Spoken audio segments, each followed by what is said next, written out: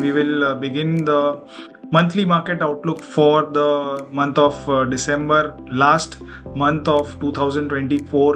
So आज 29 नवंबर को हम शाम 5 बजे ये शूट कर रहे हैं. And thanks to all of you. So Rank MF and Samco partners as well as clients, सभी को मैं यहाँ पे वेलकम करता हूँ. Thanks a lot for coming on this month's webinar. So before I begin, I would like to just point towards the research analyst disclaimer. So anything that we discuss out here is should not be considered as investment advice. Please take your own investment advisor's opinion before acting on any of this advice.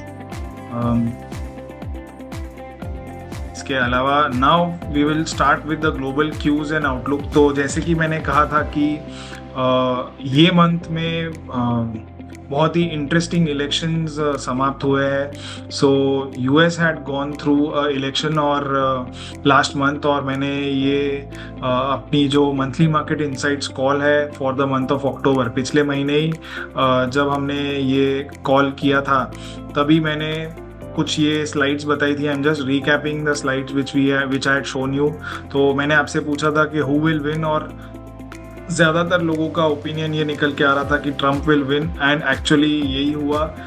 But even I had the same opinion, but my view was based on the data that we were seeing. So जो betting market है उसमें Trump was leading.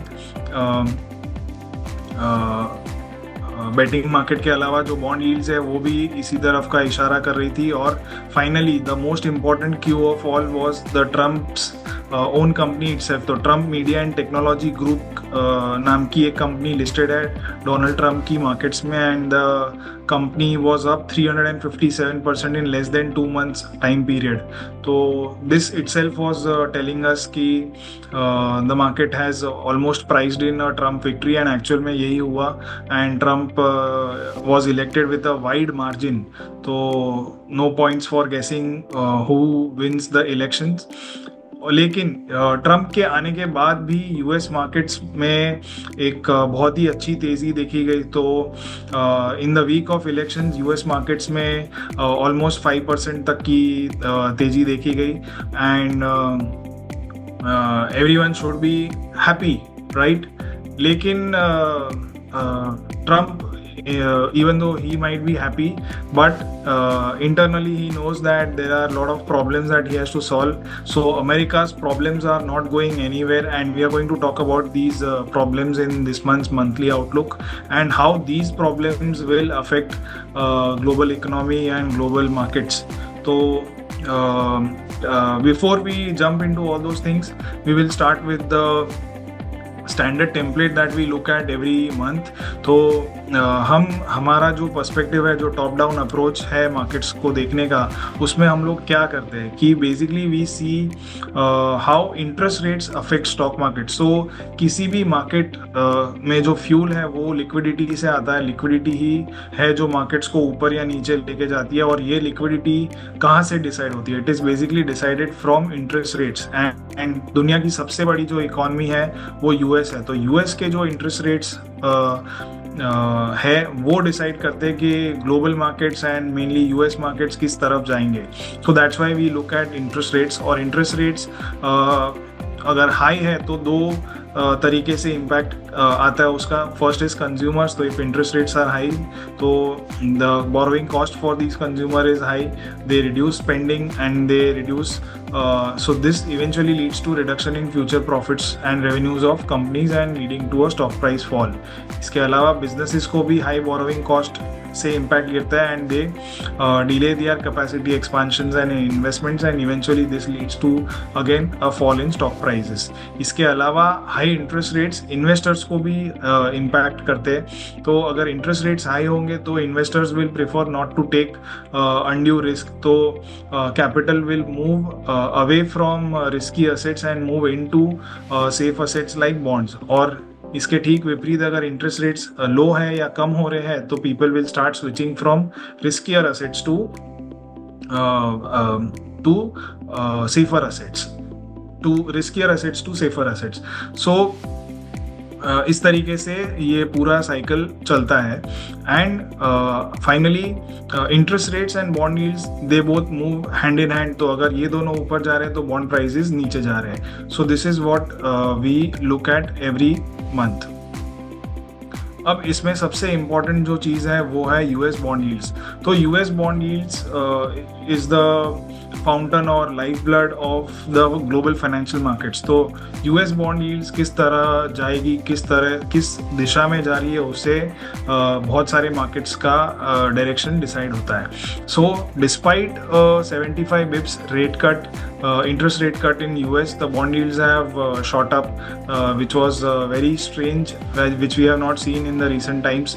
तो ये जो spike है 3.599 से 4.505 का, ये बहुत ही ज़्यादा वाइल्ड और जो कह सकते हैं कि एक डिस्ट्रक्टिव स्पाइक यील्ड्स में आया है, जिसकी वजह से हमारे मार्केट्स में भी मूवमेंट आई है. तो बहुत सारे लोग ये कह रहे थे कि चाइना ने जो स्टिमुलस अनाउंस किया है और चाइना की वजह से capital is moving away from India, FIIs are pulling money away out of India and putting it into China. लेकिन ऐसा हुआ नहीं है. Chinese market after the first spike they have also gone through a correction. तो the real reason behind the move away or FIs moving their capital out of India is the spike in bond yields. तो जैसे कि मैंने बताया कि अगर आपको कम risk लेकर के ज़्यादा इंटरेस्ट मिल रहा है, ज़्यादा यील्ड्स मिल रही है, ज़्यादा रिवॉर्ड्स मिल रहे हैं, तो I will someone prefer to stay invested in a riskier asset. तो इसीलिए we are seeing the flight of capital from riskier assets like equities और emerging markets like India, and the capital is moving back to safer assets like bonds और in their own home country, where again S&P 500 ने बहुत ही बढ़िया returns दिए last 2 महीने में. तो हम वो भी चार्ट देखेंगे, मैंने आज डाला है वो chart, how S&P 500 is performing compare to all the major global markets. तो हमने हर बार देखा है कि जब जब यील्ड्स में स्पाइक आती है तब तक मार्केट्स करेक्ट होते हैं, और जब यील्ड्स टॉप आउट होती है तब मार्केट्स भी बॉटम आउट होके ऊपर जाते हैं. So this was the same scenario which we had seen recently.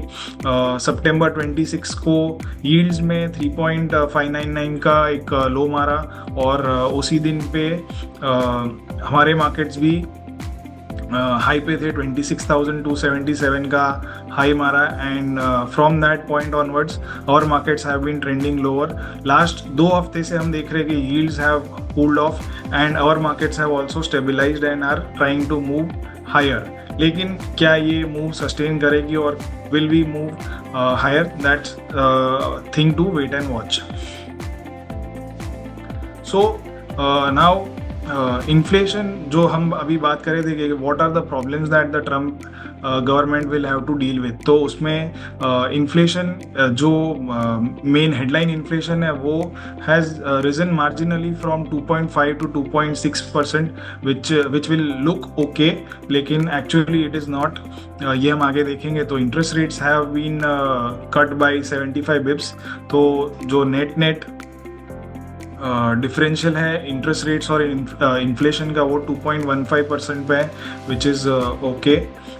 GDP growth is still solid. तो 2.8% पे जीडीपी नंबर्स आए हैं यूएस के for the September quarter, which is still very decent. तो on the looks of it looks good, on the top of it everything looks good, लेकिन actually it is not so good. So Trump will be asking where is the problem. So let's see where the problem is, which is mainly inflation and interest rates. तो जैसे कि मैं बता रहा था कि जो हेडलाइन इन्फ्लेशन है वो तो कंट्रोल में दिख रहा है, लेकिन जो कोर पीसीई इन्फ्लेशन है, कोर पीसीई मतलब कि core personal consumption expenditure inflation. So this is basically your headline inflation minus energy और फूड प्राइसेस. तो एनर्जी और फूड प्राइसेस को माइनस इसके लिए करते हैं क्योंकि ये जनरली किसी के कंट्रोल में रहते नहीं है. एक जो एनर्जी प्राइसेस यानी कि crude oil is again related to geopolitics and food is again related to weather. तो जो फेड है, यूएस फेड है, ये कोर पीसीई इन्फ्लेशन को देखना प्रेफर करती है. And this inflation number has been rising from June. तो जून में इसका बॉटम बना था और जून से लेके अब तक ये कंटिन्यूसली बढ़ते ही जा रहे, which is again above the 2% limit which generally Fed looks at. तो ये पिछले ऑलमोस्ट 5 महीने से core PC inflation has been rising. तो इसके बाद जब एक तो इन्फ्लेशन बढ़ रहा है and after Trump getting reelected the chances of inflation shooting up is also high, because Trump का जो मेन इलेक्शन एजेंडा था that was to cut interest rates. तो अगर टू कट टैक्स रेट्स. तो अगर टैक्स रेट्स कट होंगे तो companies का प्रॉफिट बढ़ेगा और कंपनीज का प्रॉफिट बढ़ेगा तो इवेंचुअली जो कंपनीज और जो इन्वेस्टर्स हैं उनके हाथ में पैसा ज़्यादा होगा. So this will again be inflationary. इसके अलावा Trump is also very vocal of stopping illegal immigration from Mexico and other states, Canada, Mexico. तो basically all these immigrants are providers of cheap labour. तो अगर labour cost America में इनकी वजह से ही सस्ती थी और अगर ये इमिग्रेशन बंद हो जाएगा तो labour cost will shoot up. So again the cost of producing goods and services will also rise. तो ये 2-3 चीज़ों की वजह से हमने इनफैक्ट जो FOMC की जो लेटेस्ट मीटिंग थी उसमें mentions of gradual cutting down of interest rates बहुत बार मेंशन हुआ है. So this is again highest in the recent times. Last 3 साल में ये highest number of times gradual word आया है in the recent FOMC meeting minutes.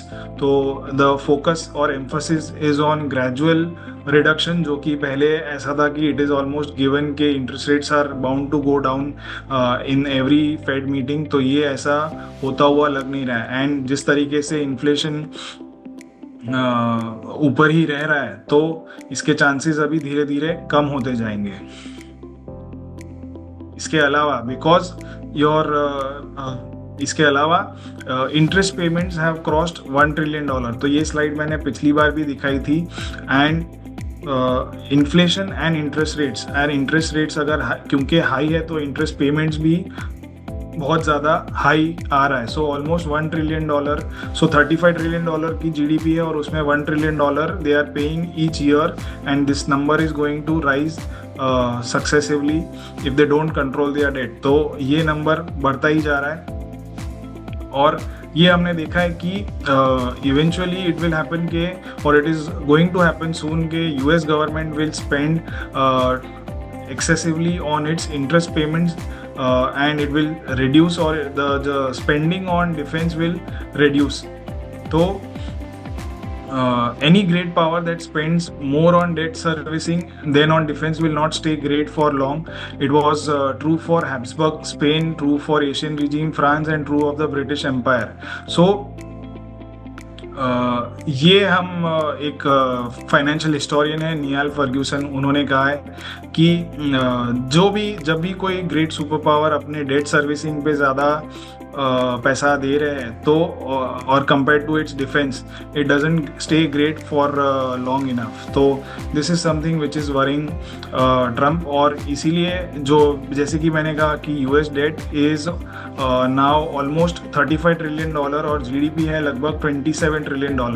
तो जो डेट टू GDP का रेशियो है वो 127 पे पहुंच गया है. So this is again very high. अगर US सुपर पावर नहीं होता और एक छोटी कंट्री का ऐसा डेट टू GDP रेशियो होता तो that company would have probably gone bankrupt. तो इसीलिए ट्रम्प ने एक टीम बनाई है जिसमें इलॉन मस्क है, Vivek Ramaswamy who is an Indian and he is given in charge of DOGE. तो डिपार्टमेंट ऑफ गवर्नमेंट एफिशिएंसी, इस डिपार्टमेंट में इलॉन मस्क और विवेक रामास्वामी होंगे और गवर्नमेंट में जहाँ जहाँ भी इनएफिशिएंसीज है उनको ये निकालेंगे. सो एक there is a Twitter handle which has been formed by the name of DOGE. Please go and follow this handle. तो 2016 2018 से 20 में हमने देखा था कि जब Trump was the president, he used to come and tweet about something और the other things in the on Twitter and markets would go up and down. So I think के आगे जा करके ये DOGE will also be one account which we will have to look out for, apart from जो president Trump का account है, उसके अलावा ये अकाउंट भी बहुत कुछ पोस्ट करेगा आगे. And some glimpses of what the DOGE has posted on Twitter.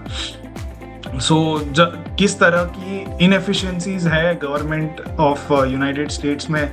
हमें लगता है कि सिर्फ इंडिया में ही करप्शन है, लेकिन corruption is world wide, everywhere there is corruption, and this is just a glimpse of it. तो I just read a few of the lines which have been mentioned over here, but otherwise you can go on DOGE on Twitter. ये account handle है और यहाँ से आपको पता चलेगा कि क्या क्या हो रहा है. So $28 million on licensing fees have been spent for a green camouflage pattern on Afghan National Army uniforms. तो इस तरीके के खर्चे हो रहे. तो यूनिफॉर्म्स में जो ग्रीन केमोफ्लाज पैटर्न है उसके लिए कुछ लाइसेंसिंग फ़ी दी है. $45 million for a diversity inclusion scholarship in Burma, $3 million for girl centric climate action in Brazil, $288,000 for diverse bird watcher groups. What are these groups doing? What are these various scholarships being handled out for? ये पता नहीं. इस particular tweet पे Elon Musk ने भी tweet किया है. So again this talks about the fiscal deficit of the US government. इसके अलावा 90% ऑफ ऑफिस स्पेस जो US में है डिपार्टमेंट ऑफ एग्रीकल्चर की, ये अनयूटिलाइज्ड है. Then again there about $824 billion of funds were such के पेंटागन, जो कि US की डिफेंस वगैरह देखती है, वो अकाउंट नहीं कर पाई थी. So $824 billion of funds were gone unaccounted. So all these things, corruption, इसके बारे में डोज विल बी हैंडलिंग, और DOGE is something to look out for, not the crypto but the government's the Department of Government Efficiency. So US President Trump has a lot of things at his disposal. बहुत सारी चीज़ें उनको करनी है. So now he knows where the problem is, and that's why he's probably not so happy now. लेकिन इसके अलावा भी there is some problem. So interest rates and inflation ही नहीं, but valuation is something which is also becoming a problem now. तो US markets valuations are very much expensive. तो Warren Buffett का एक बहुत ही फेमस इंडिकेटर है जहाँ पे ये market cap to GDP ratio plot करते हैं. तो आपका टोटल किसी भी कंट्री का मार्केट कैप कितना है विज़ाविज़ इट्स ओन GDP. तो नॉर्मली 1 इज अ लेवल के जहाँ पे मार्केट कैप और GDP दोनों इक्वल है, तो that is considered as a fairly valued market.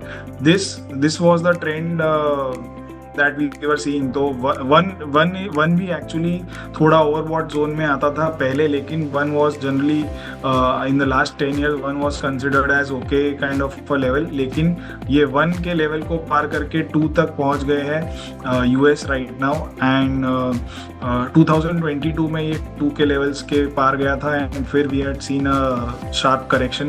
Again right now we are at 2.09. तो जो वैल्यूएशंस है, these are not so comfortable right now, and that is the reason why Warren Buffett is sitting on cash of $325 billion. तो Warren Buffett ने almost 50% of अपनी जो Apple holdings है वो बेच दी है, बैंक ऑफ अमेरिका की holdings बेच दी है.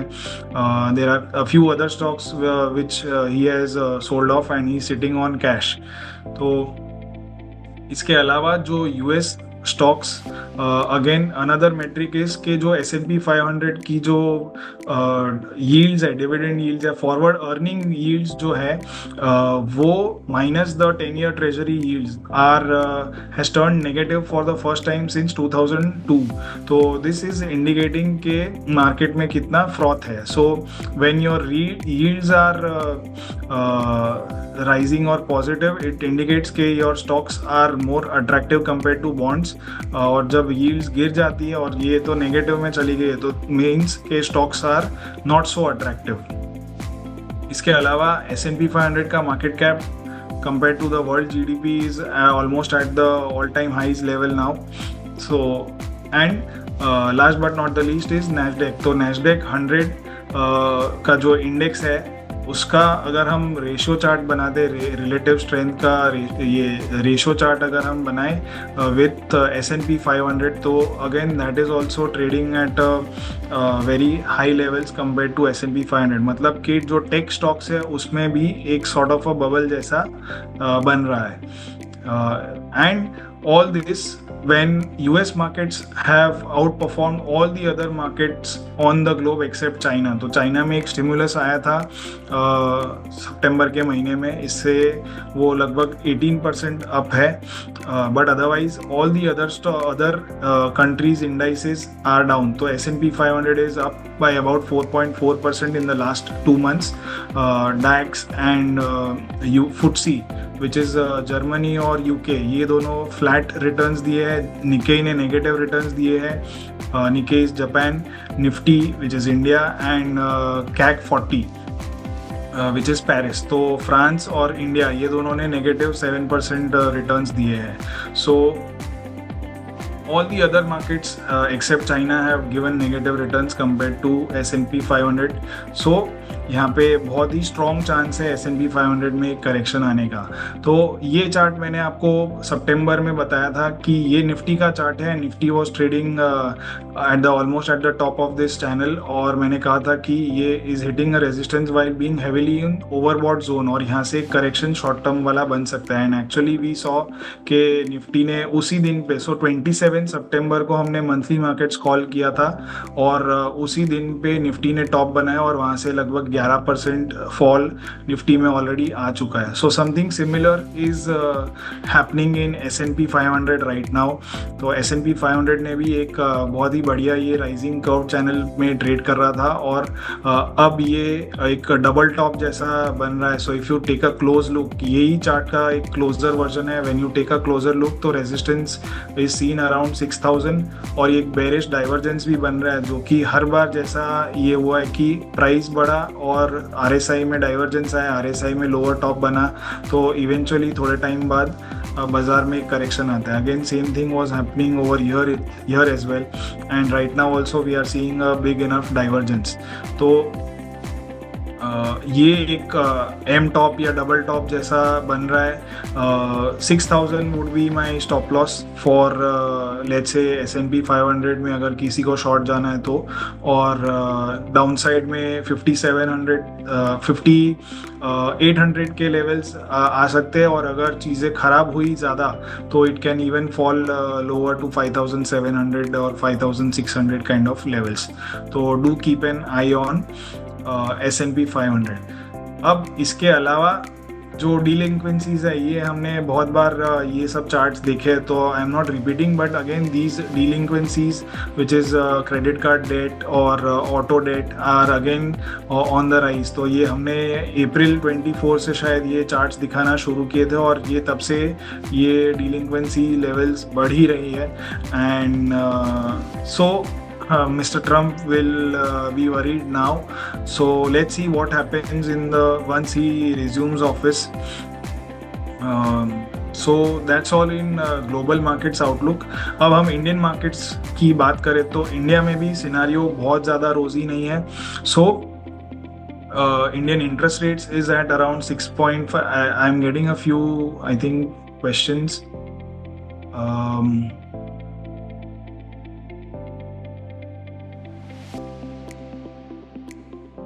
Okay, so anyways, we'll take the questions at the end.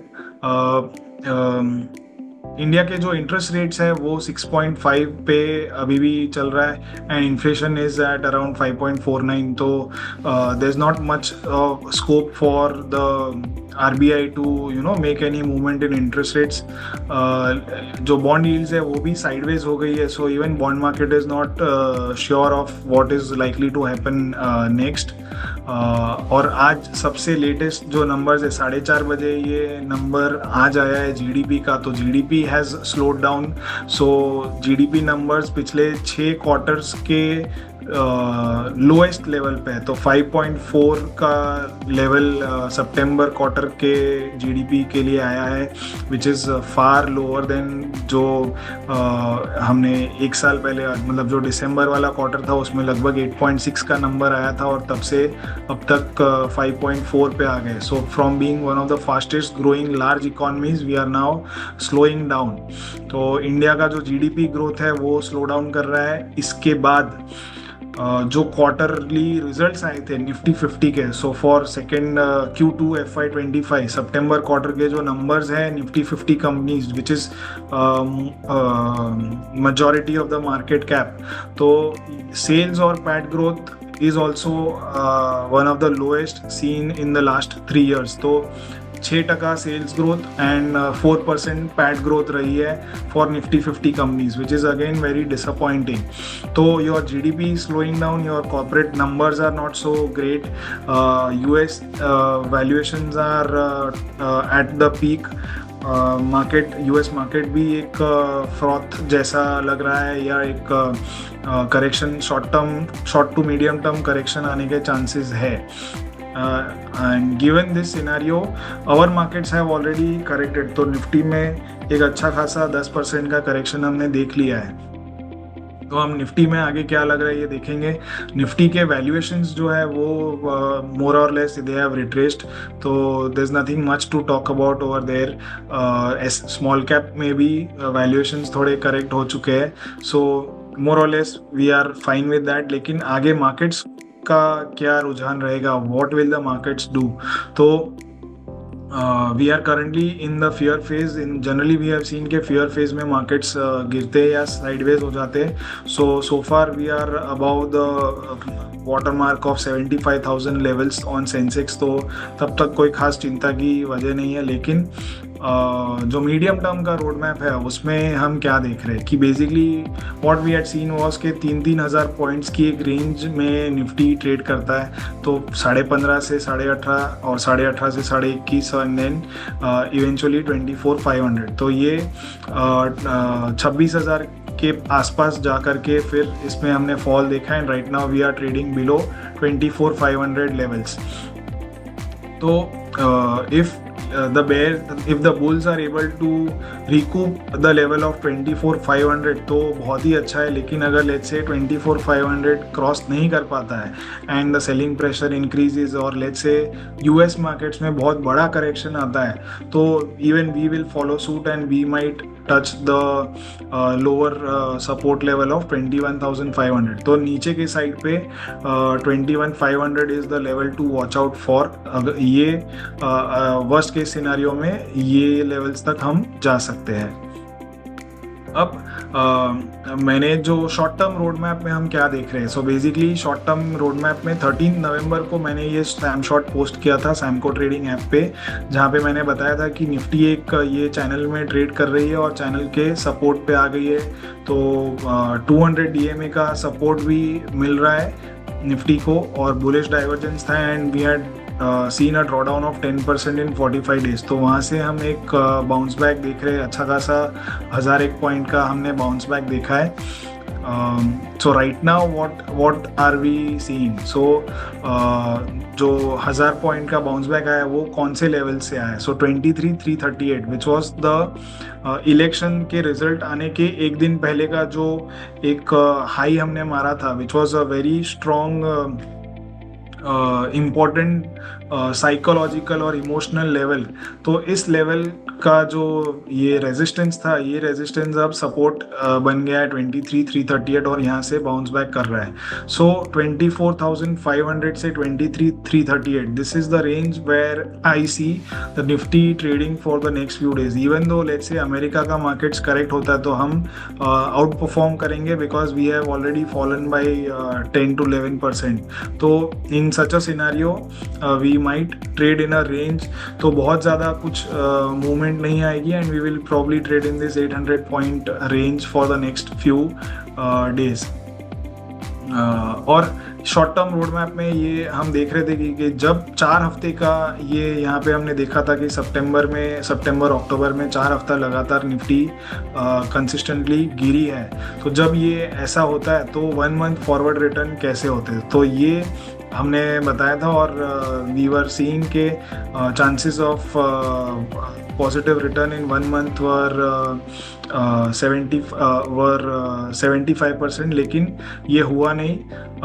Nifty ने जो 2024 में ये फॉल आया था उसमें निफ्टी 2.38% गिरी, बाउंस बैक नहीं आया, इनफैक्ट और गिरी, and the average returns have fallen from 1.01 to 0.75%।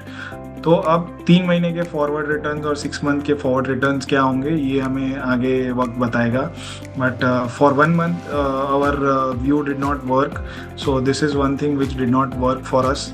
अब इसके अलावा मार्केट ब्रेथ जो है वो काफ़ी ओवरसोल्ड लेवल्स पे पहुंच गई है, तो लेकिन इसका मतलब ये नहीं है कि we will bounce back immediately, we might take some time to form a base and then we may, depending on how other markets are doing, we will have to see what our markets will do. But जो market breadth है ये काफ़ी oversold position में आ गई है, सो downside बहुत ज़्यादा नहीं दिख रही है, लेकिन सिमिलरली अपसाइड का भी चांसेस नहीं है because your corporate earnings are not so good, your GDP slowing down, तो जीडीपी पे रिएक्शन मार्केट्स का मंडे को आएगा, अभी तक आया नहीं है। So more or less what will be the range for Nifty, so 24,000 is the की level to watch out for. 24,000 का एक सपोर्ट है बाज़ार के लिए अभी, और थोड़ा अगर अपना विजन बड़ा करे तो 23,500 या 23,338 का जो एक प्रीवियस रेजिस्टेंस था वो अब सपोर्ट का काम करेगा। सो ऑप्शन चेन में भी लगभग वैसा ही निकल के आ रहा है, 23,500 and 24,000 are good support levels, and on the upside I believe 24,500 is likely to act as a very strong resistance. 25,000 is again the next level for resistance. बाज़ार की जैसे चाल चेंज हो रही है वैसे जो बाज़ार के परफॉर्मर्स हैं वो भी बदल रहे हैं। So your defensives are taking over your high beta sectors. तो लीडर्स में क्या क्या आ रहा है, तो IT, health care and FMCG, these are again defensives, और जो टॉप 5 में ये 3 डिफेंसिव सेक्टर्स शामिल है। स्मॉल कैप और आईपीओ जस्ट बिकॉज मोमेंटम ही इतना स्ट्रॉन्ग था ये कंटिन्यू किए हैं, लेकिन eventually even this might fall apart. So market का जो पूरा जो माहौल है वो पूरा सेफ्टी की तरफ जा रहा है। Instead of taking more risk, people are preferring safety of defensives. 1 month में भी IT has done really well. Otherwise हम ये एक preparing for a meltdown. So let's say अगर यूएस में बड़ा करेक्शन आता है तो हमारे मार्केट्स भी बचे हुए नहीं रहेंगे, even we will see a fall. तो ऐसे टाइम पे क्या होता है या कैसे हमें प्रिपेयर रहना चाहिए, और what all things will happen and how should we safeguard ourselves, तो इस पे एक सेक्शन मैंने ऐड किया है। और यहाँ पे हम सबसे पहले ये देखते हैं कि जो 2024 है ये लीप ईयर है, तो ऑलमोस्ट अभी ख़त्म होने आया है। And compared to all the other leap years that we have seen in the history, 2024 is not so volatile or not so harsh, even though 10-11% का करेक्शन बहुत बड़ा लग रहा है, लेकिन compared to all the corrections that we have seen in the past, this is nothing. तो India VIX भी bounce back करेगा, तो 30 के ऊपर जैसे ही अगर कभी भी इंडिया विक्स जाए तो we should take all the trading bets away and stay silent and look what the market is doing. Generally large caps outperform करते हैं, लेकिन ये पूरा जो पीरियड था लगभग पिछले 2.5 साल का, इसमें लार्ज कैप्स ने आउट परफॉर्म नहीं किया है। Large caps have been underperformers. IPO stocks generally गिरते, तो over the last 4 to 5 months IPO stocks as a index has not moved much, so we are seeing some signs of cooling off over here. SME IPO stocks have also consolidated in a range, तो RSI में एक divergence भी बन रहा है। Generally capital goods and realty stocks revert to their mean, and so far they have stayed more or less sideways or they have remained bullish. तो capital goods पिछले 5-6 महीने से थोड़ा साइडवेज हो गया, otherwise it was moving in a nice up trend, लेकिन फिर भी capital goods are something to look out for. काफ़ी ओवरबॉट टेरिटरी में आ गए हैं and lot of stocks are trading near 80, 90, 100 P multiples, so this is something to stay cautious of. FMCGs generally outperform करते हैं small cap को, तो फिलहाल तो ये आउट परफॉर्मेंस नहीं दिख रहा है। FMCG index compare to the small cap index is still trading near its lows, लेकिन यहाँ पे एक RSI में डाइवर्जेंस, बुलिश डाइवर्जेंस दिख रहा है। So let's see whether FMCG is actually able to take over small cap outperformance. इसके अलावा फार्मा स्टॉक्स आउट परफॉर्म करते हैं कैपिटल गुड्स को, तो ये हमने देखा है कि कुछ हद तक हो रहा है। पिछले 5-6 महीने से pharma stocks have done really well, and specially when markets fall तो फार्मा सेक्टर में अच्छा खासा आउट परफॉर्मेंस आता है। तो हिस्टोरिकली भी ये हमने देखा है कि जब मार्केट में ये करेक्शन आया, सो दिस इज द 2008 फॉल, तब हमने comparatively pharma stocks do really well, ये हमने देखा है। तो ये अब ये एक आउट परफॉर्मेंस शुरू हो रहा है फार्मा स्टॉक्स का। Let's see whether it has more legs to it compare to the capital goods. फिर गोल्ड आउट परफॉर्म करता है। Gold has been we have been tracking gold since ये जो ब्रेकआउट आया था तब से, तो Jan 24 से ही हम गोल्ड में बुलिश रह रहे हैं, and we have been able to capture these up move in gold. MCX gold भी अच्छा खासा आउट परफॉर्म करेगा, ये हमने बताया था, और ये ऐसा हो भी रहा है। So gold vis-a-vis equities generally outperform करते, लेकिन अब तक इक्विटीज़ ने भी आउट परफॉर्म किया, तो हमने रिलेटिव बेसिस पे इतना खास आउट परफॉर्मेंस नहीं नज़र आ रहा है, लेकिन on an absolute basis gold has done really well. Silver also participates during such times, तो सिल्वर में भी एक रैली देखी गई है। और जो MCX सिल्वर है ये एक ग्रीड फेज में है, तो ग्रीड फेज में generally silver does really well. So this is all what we generally look eight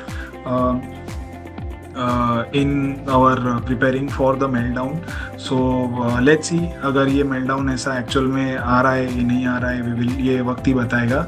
But these are like dashboards and charts to look at when such thing is happening, to look for opportunities. So that's all in today's monthly markets insight. I'll be taking questions now. So यहाँ पे मधुसूदन जी ने एक सवाल पूछा है कि what is the last support level of Nifty.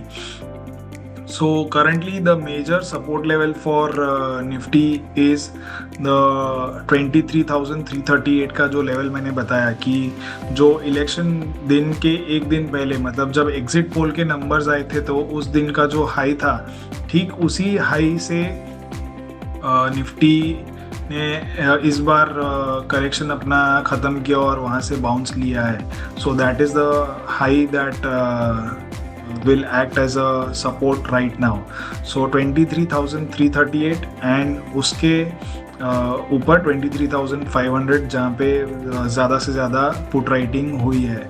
So these are major support levels for Nifty. So thanks for the session, ये नीरज जी कह रहे हैं, and how do you suggest to be ready for possible meltdown?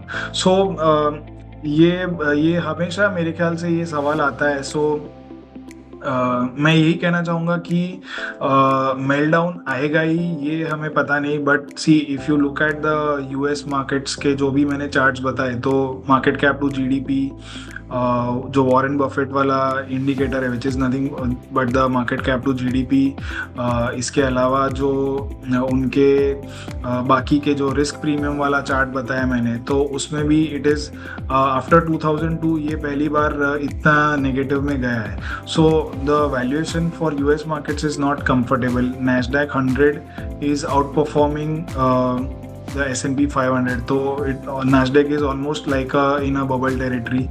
But nobody knows when the bubble will burst. So what should we do? So basically I have been telling this that from many months now कि हमें पता नहीं कि bubble ये कब break होगा, लेकिन we should start preparing for this by shifting our funds from riskier assets, riskier sectors to safe sectors, safe assets. तो सेफ असेट्स में क्या आता है, जैसे कि pharma, FMCG, IT, these are considered as safe. IT क्योंकि US का exposure रहता है, ग्लोबल एक्सपोजर रहता है, तो इन सिनेरियो ऑफ मेल्टडाउन ये शायद इतना सपोर्टिव नहीं रहे, लेकिन फार्मा और एफएमसीजी अच्छा खासा सपोर्ट कर रहा है. Pharma as a theme we like very much. तो फार्मा में एक पेटेंट क्लिफ होने जा रही है फ्रॉम 24 to 29. तो बहुत सारे जो ब्रांडेड ड्रग्स है वो ऑफ पेटेंट जा रहे हैं, एंड इंडियन जेनेरिक कंपनीज को बेनिफिट मिलेगा इससे. They will be able to launch new products and sell these generic drugs all across the world. So pharma is in like a long term bull market. तो pharma में हम देख भी रहे out performance. आज काफ़ी अच्छा आउट परफॉर्मेंस भी दिखा था फार्मा स्टॉक्स में.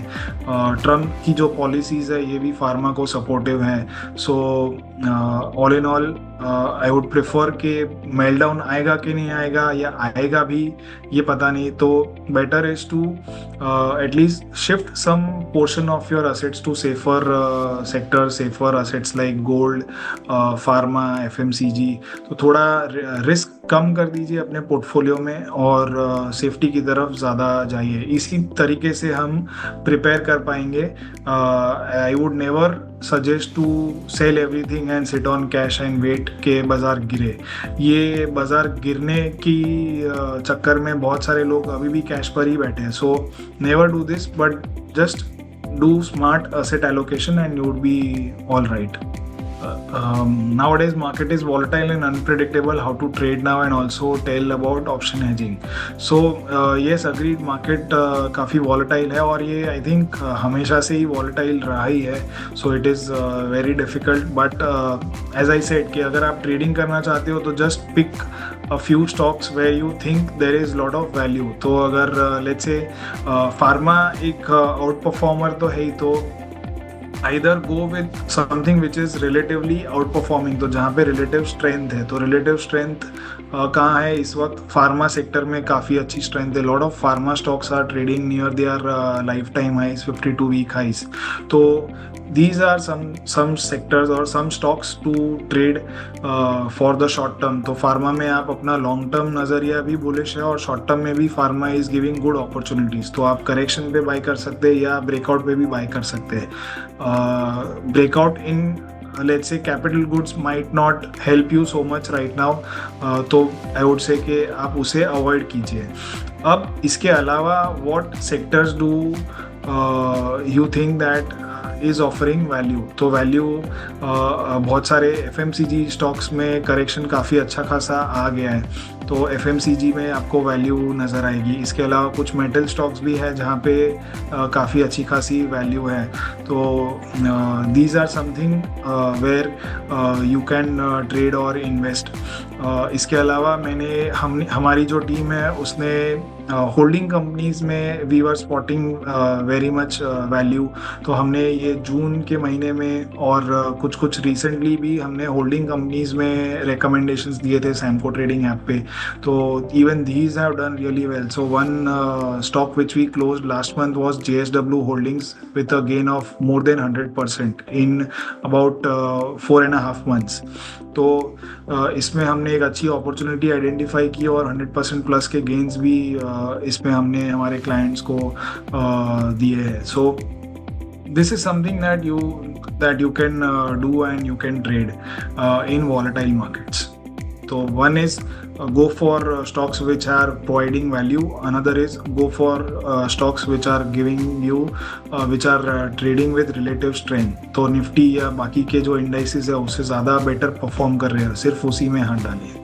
So very interesting question. In long term view, can market be double from here? So yes, definitely, why not? So tenure will be let's say 5 years. तो 5 साल का पता नहीं, लेकिन मार्केट क्या डबल होगा? Yes, definitely. तो अगर इकोनॉमी ग्रो करेगी और अगर इकोनॉमी ग्रो, हमारी इकोनॉमी अभी फ़िलहाल $5 ट्रिलियन पे है एंड इट इज़ प्रोजेक्टेड के 2047 तक ये $5 ट्रिलियन हो जाएगा $30 ट्रिलियन.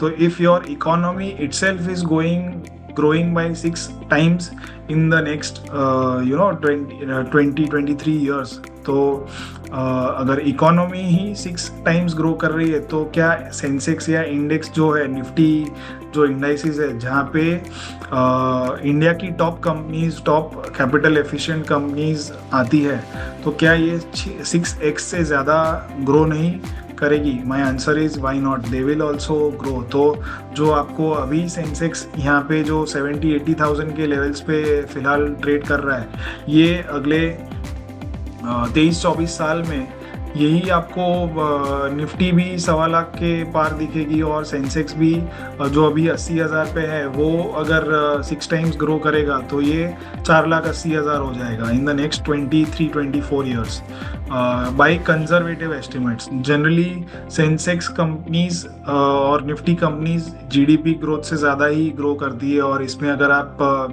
वैल्यूएशन प्रीमियम डाल दो तो और भी ज़्यादा आपको रिटर्न्स मिल सकते हैं. So the long term view is definitely bullish, but market के जो रिटर्न्स है ये कभी लीनियर नहीं आते, ये एक लाइन में ऊपर या नीचे नहीं जाता. It is very much jagged. तो you have to live with those volatility. So what is your view on RBI's decision on interest rate cut, as there is a pressure from USD but also Indian economy is doing well? So I think RBI के हाथ बंधे हुए हैं, RBI के पास बहुत ज़्यादा scope नहीं है अभी कुछ करने के लिए. more or less RBI will have to let US dollar depreciate. More or less what RBI can do is जो वेलोसिटी ऑफ द फॉल है, वेलोसिटी है उसको कंट्रोल कर सकती है, लेकिन अगर रुपया गिरना है तो उसका कोई और उपाय नहीं है. आरबीआई के हाथ बंधे हुए. It can not, if the inflation is rising, and जैसे कि हमने प्रीवियस मंथली इनसाइट्स में भी बात की है कि जो इन्फ्लेशन में 1970s में डबल स्पाइक आई थी और ऐसे चांसेस है अगर ट्रम्प अपनी पॉलिसीज़ जैसा उन्होंने बताया अगर वो करे तो शायद ये इन्फ्लेशन स्पाइक आ भी सकता है. तो ऐसे चांसेस में आरबीआई के पास और भी बहुत लिमिटेड स्कोप रह जाएगा कुछ करने के लिए. तो interest rates are likely to stay elevated. The government does want or there will be pressure, क्योंकि अभी 5.4 का GDP growth number आया है. There will be pressure, but then RBI has very limited option right now. So isn't it good if US markets fall as money will shift to India or others? So I think बाज़ार में या market में पैसा बहुत है. So there it is not a question of funds और limited funds. It is के funds will eventually follow the returns. तो जो मार्केट में रिटर्न्स मिलेगा फंड्स वहाँ जाएंगे. तो अगर यूएस रिटर्न दे रहा है तो यूएस में पैसा फ्लो होगा, अगर इंडिया रिटर्न्स दे रहा है तो इंडिया में पैसा आएगा. So it is never a question of US market. अगर यूएस मार्केट गिरता है तो इंडिया भी गिरेगा. इफ द जायंट, इफ ऐसी कहावत है कि if US नीजेस the world catches cold. तो जो यूएस में होगा वैसा इंडिया में भी होगा. इट इज़ ओनली के अगर यूएस लेट्स से 50% गिरता है तो इंडिया शायद 40% ही गिरे, लेकिन फॉल तो आएगा ही आएगा. सो रिसेशन और fall in US markets is not a good sign for India. But yes anyways अगर फॉल आता भी है तो it will give you opportunity अगर आपने सही वक्त पे अपना जो सेक्टर एलोकेशन है ये स्विच कर दिया है. So if let's say there is a fall और लेकिन इस फॉल में आपके स्टॉक्स कम गिरते हैं, let's say you switch a large portion of your portfolio into pharma and pharma falls only 20%. तो जब रिकवरी आएगी तो फार्मा में अच्छी रिकवरी पहले आएगी. और अगर आपको फार्मा के बदले में अगर आपको लेट से जो कुछ और सेक्टर्स है जो बहुत ज़्यादा गिर गए हैं आप ऑफरिंग वैल्यू, तो आप फार्मा में लॉस पे बेच करके भी दूसरे जो ज़्यादा वैल्यू देने वाले जो सेक्टर्स है उसमें स्विच कर देंगे तो भी आपके रिटर्न्स ओवरऑल काफ़ी अच्छे हो जाएंगे. So but this is what is possible if you switch in and switch out at the right time. Do you think gold and silver are just starting and there is a long way to go when US markets correct? Yes, definitely. I think gold and silver has a very long way to go from here and it should be in your portfolio without any doubt. सो यहाँ पे कृष्णा जी ने एक सवाल पूछा कि हमें stock से exit करना चाहिए या होल्ड करना चाहिए. It is a very generic and broad question. आप किस चीज़ के बारे में बात कर रहे हैं ये आप बताएंगे तो पता चलेगा. So yes I think we have almost covered all the questions. कुछ स्टॉक स्पेसिफिक क्वेश्चंस है जो कि हम यहाँ नहीं लेते but otherwise yes, we have taken all the questions that were there. Thanks a lot for joining on this month's monthly markets insight call. Thanks a lot for joining. Please do share this webinar की जो link है ये आप share कीजिए. ये हम YouTube पर भी ये वेबिनार अपलोड करते तो लगभग मंडे या ट्यूसडे तक ये वेबिनार की लिंक अपलोड हो जाएगी. तो you can share the webinars link with your friends and family who would be interested in watching this kind of content and please do join us again for the next month. तो next month भी हम ये monthly insights करेंगे and we will take up all the queries and questions that we will have. So thank you. Samco Trading App, आप ही के trading का अनदेखा सच. Investments and securities market are subject to market risks. Read all the related documents carefully before investing.